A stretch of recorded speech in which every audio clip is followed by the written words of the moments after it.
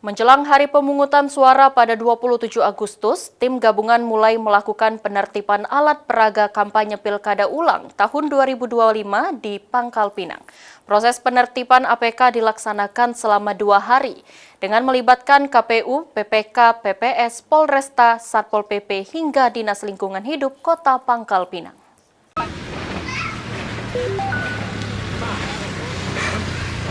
Menjelang hari pemungutan suara ulang pada 27 Agustus mendatang, alat peraga kampanye atau APK pemilihan wali kota dan wakil wali kota Pangkal Pinang mulai ditertibkan pada Minggu 24 Agustus. Sesuai aturan yang harus ditaati, seluruh alat peraga kampanye dibersihkan paling lambat 3 hari sebelum hari pemungutan suara.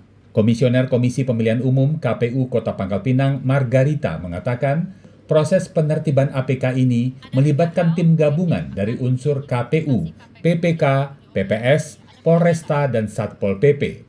Hasil penertiban atau pembersihan APK selanjutnya akan diproses oleh Dinas Lingkungan Hidup setempat.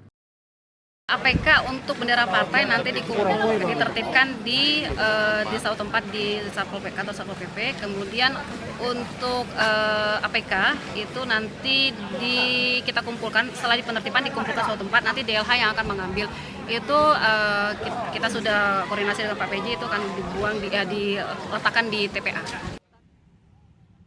Adapun penertiban APK ini akan berlangsung selama 2 hari dengan fokus hari pertama pada APK yang tersebar di lingkungan kelurahan dan perumahan. Sedangkan penertiban di hari kedua akan fokus pada APK yang tersebar di jalan-jalan protokol.